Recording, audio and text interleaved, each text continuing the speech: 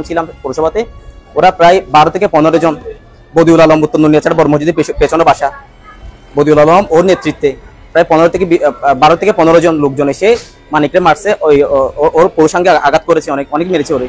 তার চাবি দিয়ে হাতে, ওরা বাইক ছিল, 4-5টা বাইক ছিল, বাইক করে চাবি দিয়ে অনেক কোচা দিছে ওকে। তারপর আমাকে গলা টিপে ধরছে। আমি যখন মোবাইল বের করছি ভিডিও করার জন্য, আমাকে গলা টিপে ধরছে হাতে, বলছে এই সুদানের ফটো আগে তুলে নিয়ে যাবে।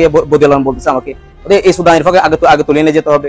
তারপর হুমায়রা ভাই নাজিম ওর নাম নাজিম, হ্যাঁ নাজিম আমাকে গলা টিপে ধরছে। তারপরে হাত মুচড় দিয়ে মোবাইল কেড়ে নিতে চাইতেছে, বলছে হারে ভিডিও করতো তুই ছিলস না মানুষ এরকম বল আমাকে, মানে সবাই মিলে আমাকে মেরেছে, মানিকরে মেরেছে।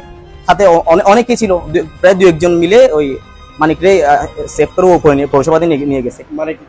ঘটনা হয়েছে যে আমার ছোট বোন একটা জায়গার বিষয়ে, আমার ছোট বোন জায়গা 2022 সালে, তাও বদিউল আলমের নেতৃত্বে ও জায়গার মানে দালালি করতো আর কি। বদিউল আলম জায়গার দালালি করতো। বদিউল আলম বলতেছে জায়গাটা নিয়ে তুই তোর জন্য ভালো হবে। তারপরে আমার বোনের জামাই 1 ঘন্টা, বোনের নামে 1 ঘন্টা, 2 ঘন্টা জায়গা নিছে। তো 2024 সালে এসে আমার বোনের প্রেগনেন্সি অবস্থা ছিল। তখন প্রেগনেন্সি অবস্থা যখন ছিল, তখন ও জায়গাতে যেতে পারে নাই।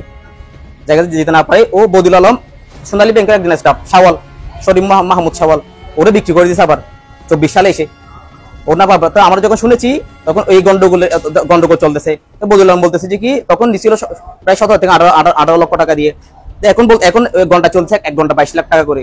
বদিউল আলম বলতে 2 ঘন্টায় আমাকে 16 লাখ টাকা দিয়ে দাও, না হলে বড় ঝামেলা হয়ে যাবে।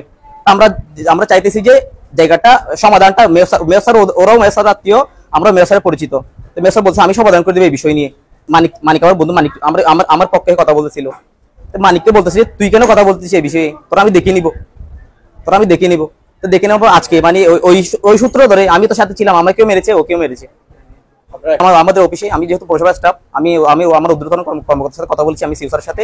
স্যার বললো যে কি স্টাফদেরকে সবাইকে জানিয়ে দিয়েছে, আমাদের এক্সচেঞ্জ স্যার, প্রশাসনিক কর্মকর্তা এবং যত স্টাফ আছে, সিনিয়র স্টাফ সবাইকে জানিয়ে দিয়েছি। ওরা বলতেছে যে কি আইনানুগভাবে অফিস থেকে যেটা ব্যবস্থা নেয় সেটা আমরা নিব, ওটা আলাদা করে, যেহেতু ওরা আলাদা করে মেরেছে, ওটা আলাদা করে, আমি যেহেতু অফিস স্টাফ আমারটা আলাদা করে কি নিবে, আইনানুগভাবে ব্যবস্থা নিবে।